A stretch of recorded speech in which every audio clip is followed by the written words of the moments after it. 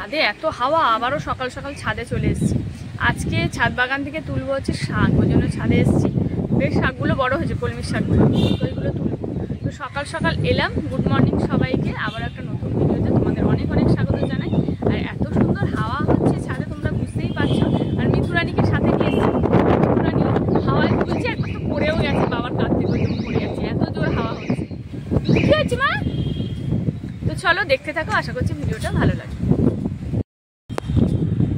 তো এই যে আমরা মিথুরানীকে নিয়ে এসেছি ছাদে। মিথুরানীকে ছেড়ে দিলেই ভালো, বলো? সকালবেলা করে ছেড়ে দিয়ে যাব ছাদে, আর ও ঘুরে ঘুরে খাবে, ওর ভালো লাগে। আমরা থাকবো, আমাদের সঙ্গে থাকুক না, ও একা একা ভয় পাবে, ও যা ভীতু। ওমা, এই যে বাবার কাঁধে বসেছিল, বসে বসে দুবার পড়ে গেছে, এত জোর হাওয়া এসছে। ও মাঝে মাঝে ভুলে যায় ওই পাখি উঠতে পারে ও, তাই তো।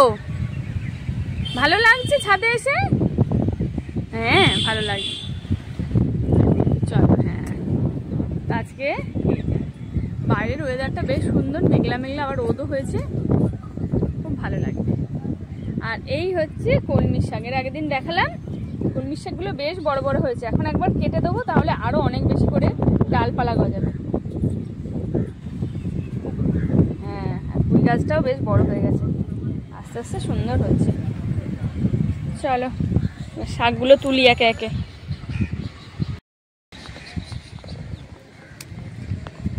সুন্দর।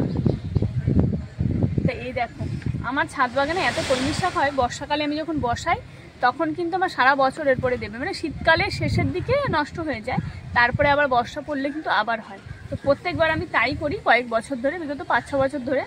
তো এই যে আমার কলমির শাক, এগুলো তো তোমরা জানোই, আমি সেই কলমির শাক বাজার থেকে এনেছিল, তার যেই কাণ্ডগুলো আছে ওগুলো ভেঙে ভেঙে আমি লাগিয়েছি, সেখান থেকে কিন্তু এত সুন্দর হয়েছে।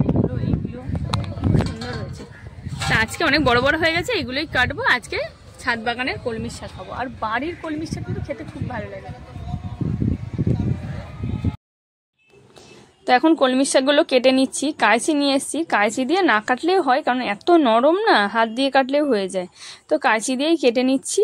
আর বেশ সুন্দর কলমির শাকগুলো হয়েছে, মানে প্রত্যেক বাড়ি কিন্তু আমার কলমির শাক খুব ভালো হয়। আমার মনে হয় বাড়িতে যদি একটুখানি জায়গা থাকে, অল্প মাটিতেও কিন্তু কলমির শাক খুব ভালো চাষ হয়ে যায়। আর কিছু না হোক, কলমির শাকটা কিন্তু খুব ভালো হয়। আর বর্ষার সময় তো খুব সুন্দর, কিন্তু অনেকটা জায়গা জুড়ে বাড়িতে যদি নিচে মাটি থাকে, আমার তো ছাদে, আর নিচে যদি কারো মাটি থাকে, সেখানে কিন্তু খুব সুন্দর অল্প একটু জায়গায়। তা আমার তো দুখানা কেটে আছে, আর ওইদিকে একটা ড্রামের মধ্যে আছে, সেইগুলোই কিন্তু এখন অনেকটা হয়ে গেছে। এই যে সবগুলো আস্তে আস্তে আমি তুলে নিচ্ছি একদম সুন্দর করে। আর অনেকটা কলমির শাক হবে, দেখলে অল্প হলে কি হবে, কিন্তু অনেকটা হয়ে যায়। আর আমাদের তো 3 জন মানুষ, যা কলমির শাক আছে সেগুলোই হয়ে যাবে। তো কলমির শাকের পাশের এই কেটেন আমি লঙ্কা গাছও লাগিয়েছি, আর এখানে বেশ অনেক কটা ডাঁটা শাকও হয়েছে। ভাবছি এগুলোও তুলে নিচ্ছি, ওই জন্য লাল শাক, ডাঁটা শাক, সব রকম শাক মিশিয়ে আজকে শাকটা তৈরি করব।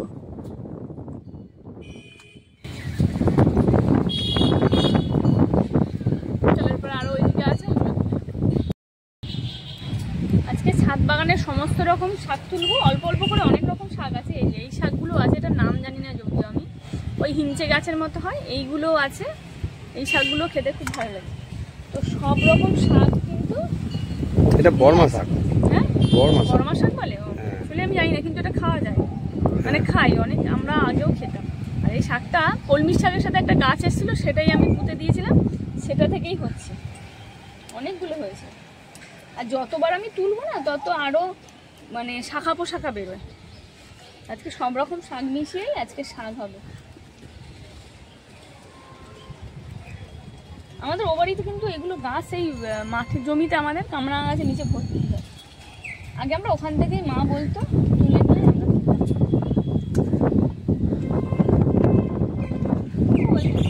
আমরা তোমার পায়ে যায় বলি কি হচ্ছে, পিঁপড়ে ধরছে দেখো। তোগুলো শাক তুলে নিয়েছি, আমাদের আজকের মতো হয়ে যাবে। যা শাক টুকটাক হয় আমাদের কিন্তু হয়ে যায় যে। আর বাড়ির একদম টাটকা শাক খেতে খুব ভালো লাগে। শাক এত তাড়াতাড়ি হয়ে যায়, মানে রান্নাও হয়ে যায় এত তাড়াতাড়ি, খুব নরম আর খুব ভালো লাগে খেতে, টেস্ট। তো চলো আজকে এটাই রান্না করবো, তার সাথে তো রান্না করবো অন্য কিছু, কিন্তু শাকটা রান্না করবো। এখনো পুঁই গাছ হচ্ছে অনেক কিছু, এরপরে আমার পুঁই শাক খাওয়ার পালা। যদিও এবছর আমার পুঁই গাছ, ঝিঙে গাছ অনেকটা দেরিতে বসানো হয়েছে, কারণ ছাদে এত রোদ পড়ে তো, যে আগে আগে হয় না বৃষ্টি না হলে। তো একবার বৃষ্টি হওয়ার পরে কিন্তু সব, আমি যতই বীজ লাগাই গাছ আর বেরোয় না, একবার বৃষ্টি হওয়ার পরে তবে গাছ বেরোয়। তারপর বটবটি কড়াই আছে, আর ঝিঙে আছে, আর পুঁই শাক। আজকে এবারে এই চাষ হয়েছে, দেখা যাক আর কি আনা যায়। তবে কুমড়ো গাছ লাগবো, আর লাউ চাল কুমড়ো লাগালে না হয় না ছাদে, আমার অনেকটা মানে রোদ পায় তো ওই জন্য। তো দেখা যায়, কুমড়ো গাছ শুধু লাগাবো, আর কিছু লাগাবো না। আর কি হয় বলো তো এই সময়? এই সময় একটা লেবু গাছ আনবো বললাম। হ্যাঁ, লেবু গাছ তো বসাবো। আর এর আগে শশা গাছ বসাতাম, আমি 2-3 বছর বসিয়েছি, এইটুকুটুকু শশা হয়, বেশি আর বড় হয় না। তো বললাম দরকার নেই, আর ওইটুকুটুকু শশা খেয়ে তার চেয়ে আমার যেগুলো হবে শাক, এইগুলোই ভালো, তাই না বলো? শাক হলেই আমার, আর আমি যেহেতু শাক খেতে ভালোবাসি, আমার তো শাক হলেই খুব ভালো লাগে। চলো নিচে যাই। ছাদ থেকে তো কিছুক্ষণ আগে নেমে এসেছি, আর এখন দেখো প্রচুর বৃষ্টি হচ্ছে। আগে তো রোদ ছিল বেশ সুন্দর, আর আবার বৃষ্টি চলে এসছে। বেশ কয়েকদিন ধরেই তো বৃষ্টি শুরু হয়েছে, আর বৃষ্টি এখন থামার নাম নেই।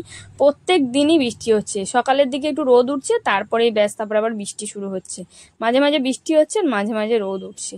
এখন বেশ কয়েকদিন ধরে এই বৃষ্টি হবে, আর কি জানি কবে রোদ উঠবে।